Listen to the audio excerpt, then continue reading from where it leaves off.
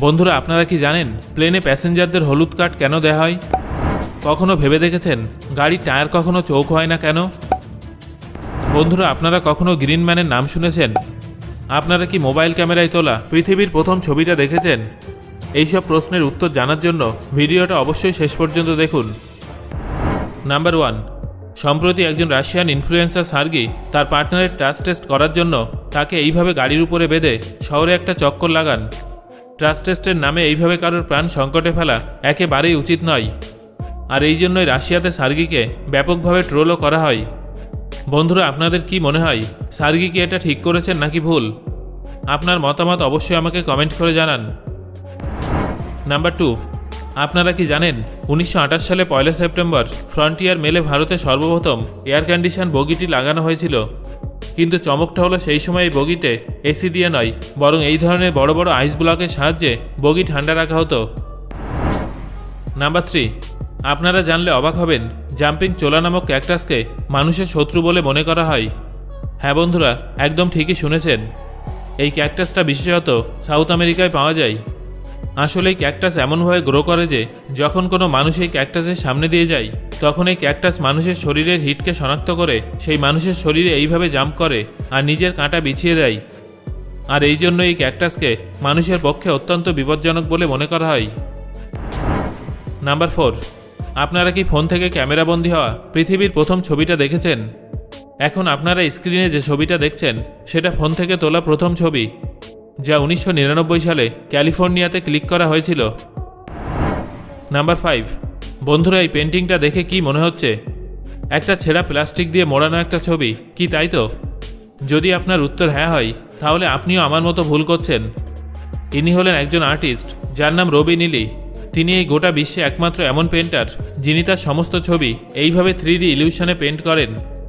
আর সেই পেন্টিংগুলো দেখে মনে হয় যেন প্লাস্টিকে মোড়া ছবি, কিন্তু বাস্তবে পুরোটাই তার অসাধারণ পেন্টিং। আর তার এই অসামান্য শিল্পী সত্তাই তাকে অন্যান্য আর্টিস্টদের তুলনায় বিশেষ করে তুলেছে। নাম্বার 6। বন্ধুরা, আপনারা বর্তমান সময়ে এই ধরনের হাইটেক আন্ডারগ্রাউন্ড গ্যারেজ তো নিশ্চয়ই দেখেছেন, কিন্তু আপনারা কি জানেন এই টেকনোলজিটা আসলে কোথা থেকে কপি করা হয়েছে? জানেন না, তাই তো? তাহলে চলুন ইতিহাসে সফর করা যাক। দেখে নিন এই পৃথিবীর প্রথম আন্ডারগ্রাউন্ড গ্যারেজের ছবি, যা 1957 সালে ইউকেতে তৈরি করা হয়েছিল। আর খুব কম মানুষই এটা জানেন যে এই গ্যারেজটা বিশ্বের প্রথম এমন গ্যারেজ তৈরি হওয়ার জন্য বিশ্ব রেকর্ড গড়েছে। তাহলে বন্ধুরা, আরও একবার বর্তমানের একটি টেকনোলজি অতীত থেকে কপি করার প্রমাণ পাওয়া গেল। নাম্বার 7। বন্ধুরা, আপনারা কি জানেন চীনে ইলেকট্রোফিশিংয়ের সাহায্যে প্রতিদিন কয়েক হাজার মাছ ধরা হয়? আসলে বন্ধুরা, এই মেথডে একটি বোটকে সমুদ্রের মধ্যে ছেড়ে দিয়ে তার চারদিকে ফিশ ফুড বেঁধে দেওয়া হয়। যখনই মাছগুলো খাবার খেতে বোটের সামনে চলে আসে, তখন হাই ভোল্টেজের সাহায্যে তাদের কিছুটা এইভাবে ইলেকট্রিক শক দিয়ে উপরে তুলে নেওয়া হয়। যদিও এই মেথডটা অনেক দেশেই ব্যান করে দেওয়া হয়েছে, কিন্তু তা সত্ত্বেও চীনে প্রতিদিন খুল্লাম এই মেথডটা ব্যবহার করে চলেছে। আপনার কি মনে হয় এই পদ্ধতিটা ঠিক না ভুল? অবশ্যই আমাকে কমেন্ট করে জানান। নাম্বার 8।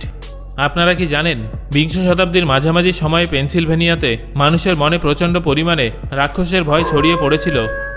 সেই সময় সেখানকার মানুষের ধারণা জন্মেছিল যে রাতে একটা মুখবিহীন রাক্ষস সেখানে ঘুরে বেড়ায়, আর তারা ওই রাক্ষসের নাম দিয়েছিলেন গ্রিন ম্যান। আসলে বন্ধুরা, ওই ব্যক্তি কোনো রাক্ষস নয়, বরং একজন সাধারণ মানুষ ছিলেন। দেখে নিন রেমন্ড রবিনসনকে। ছোটবেলায় একটা দুর্ঘটনার কারণে তার মুখ এমন হয়ে গিয়েছিল, আর সেই জন্য তিনি দিনের পরিবর্তে রাতে শপিং করতে বা নিত্য প্রয়োজনীয় জিনিস কিনতে বেরোতেন, যাতে তার চেহারা দেখে কেউ ভয় না পায়। কিন্তু যেটা তিনি ভেবেছিলেন, বাস্তবে ঠিক তার উল্টোটাই ঘটেছিল। মানুষ তাকে জীবন্ত রাক্ষস ভাবতে শুরু করেছিল। আর এই জন্য এই ঘটনাকে পেনসিলভেনিয়ার অন্যতম অদ্ভুত ঘটনার মধ্যে একটা ধরা হয়। নাম্বার 9। বন্ধুরা, আপনারা অলিম্পিকে অনেক ধরনের দৌড়ের প্রতিযোগিতা তো নিশ্চয়ই দেখেছেন, কিন্তু আপনারা কি জানেন প্যারা অলিম্পিকে অন্ধ খেলোয়াড়দের জন্য এই ধরনের প্রতিযোগিতার আয়োজন করা হয়, যেখানে সেই প্লেয়ার এবং তার গাইড এইভাবে হাত বেঁধে অন্যান্য প্লেয়ার এবং তাদের গাইডের সাথে প্রতিযোগিতায় অংশ নেয়। আর দারুণ বিষয় হলো, এই রেস শেষ হয়ে যাওয়ার পরে সেই প্লেয়ারের সাথে সাথে তার গাইডকেও মেডেল দিয়ে সম্মানিত করা হয়। নাম্বার 10। বন্ধুরা, আমি আপনাদের এতদিনে এমন অনেক প্রাণী বা পতঙ্গদের দেখিয়েছি যারা নিজেদের এক প্রকার অদৃশ্য করে ফেলতে পারে, কিন্তু ফাজমিট ইনসেক্ট এই বিষয়টাকে নেক্সট লেভেলে নিয়ে গেছে। কারণ এই ইনসেক্ট শরীরের পাশাপাশি ডানাটাও এইভাবে গাছের পাতার আকারে বাড়তে থাকে। আর এই জন্য যদি এই পতঙ্গ কোনো গাছের উপরে বসে পড়ে তাহলে দূর থেকে তো ছেড়ে দিন, সামনে থেকেও একে খুঁজে পাওয়া মুশকিল হবে। নাম্বার 11, এই পৃথিবীতে এমন অনেক মানুষ আছেন যারা মায়ের ভালোবাসা পাওয়ার জন্য ব্যাকুল হয়ে থাকেন। কিন্তু কি হবে যদি এই ব্যাকুলতাকে কোনো কোম্পানি ব্যবসায় বদলে ফেলে? আসলে বন্ধুরা, খুব কম সংখ্যক মানুষ এই বিষয়টা জানেন যে নিউ ইয়র্কের ব্রুকলিনে এমন একটা কোম্পানি আছে যারা প্রতিদিন 3000 টাকায় মহিলাদের মা হিসেবে ভাড়া দেয়। আর এই মহিলারা মায়ের মতোই বাড়িতে থাকে, পরামর্শ দেয় এবং বাড়ির যাবতীয় কাজে সাহায্য করে। বিষয়টা অদ্ভুত কিন্তু সত্যি। নাম্বার 12, এই পৃথিবীতে এমন অনেক বাচ্চা আছে যাদের পরিবারের আর্থিক অবস্থা দুর্বল হয় তাদের অনেক অল্প বয়সেই একা একা কাজের সন্ধানে বাড়ি থেকে বেরিয়ে যেতে হয়।